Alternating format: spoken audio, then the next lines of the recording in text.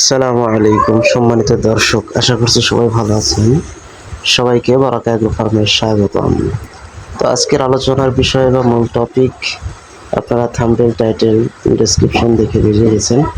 তারপরেও আমি রিপিট করছি যে আজকের আলোচনার মূল বিষয় কি। তো চলুন দেরি না করে শুরু করা যাক। তো আজকের আলোচনার বিষয় হলো কিভাবে দ্রুত আপনি আপনার খামারে লাভবান হতে পারবেন এবং দ্রুত ছাগলকে মোটাতাজাকরণের মাধ্যমে আপনি লাভ করতে পারবেন। তো এক্ষেত্রে আপনাকে যেই টিপস ফলো করতে হবে তা হলো ছাগলের ১ নম্বরে খাবার দাবারের ব্যবস্থা সঠিক রাখতে হবে। ছাগলের খাবার দাবার ছাগলকে মোটা করার জন্য সবথেকে উপকারী যে খাবারটা সেটা হলো দানাদার খাবারের মধ্যে থেকে ভুট্টা গুঁড়া।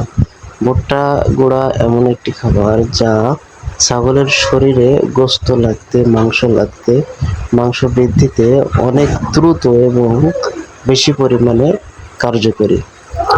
এবং আপনি এটা সকাল বিকাল দুবেলা দিবেন, কম বেশি করে পরিমাণ মতো। তো এবং এর সাথে চোকল, ভুসি ইত্যাদি বা ধানের গুঁড়া রাখতে পারেন।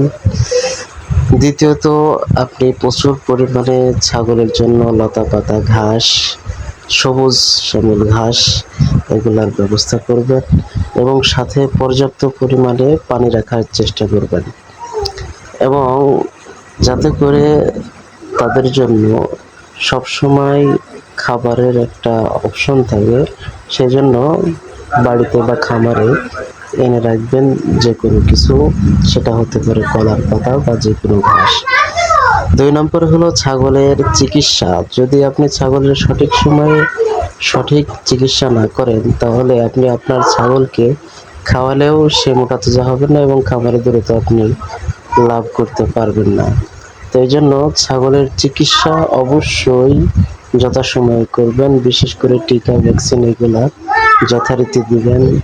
বিশেষ করে কৃমিনাশক প্রতি ৩ মাস অন্তর অন্তর দিবেন, না হলে আপনি আপনার ছাগলকে খাওয়াবেন কিন্তু তার কখনোই গায়ে লাগবে না।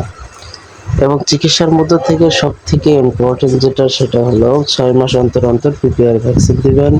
কারণ আমাদের দেশের অধিকাংশ ছাগল মারা যাওয়ার অন্যতম একটা কারণ থাকে, সেটা হলো পিপিআর রোগে আক্রান্ত হওয়া। এই পিপিআর রোগ থেকে বাঁচার জন্য এবং লোকসানের মুখে থেকে বাঁচার জন্য অবশ্যই প্রতি বছরই পিপিআর ভ্যাকসিন দিবেন। তো ইনশাল্লাহ এর সাথে যদি আপনি আরও একটা বিষয়, সেটা হলো চিটা গুঁড়ের সাথে যোগ করে পানিটা খাওয়াইতে পারেন, আরও উপকৃত হবেন। ধন্যবাদ। আসসালামু আলাইকুম।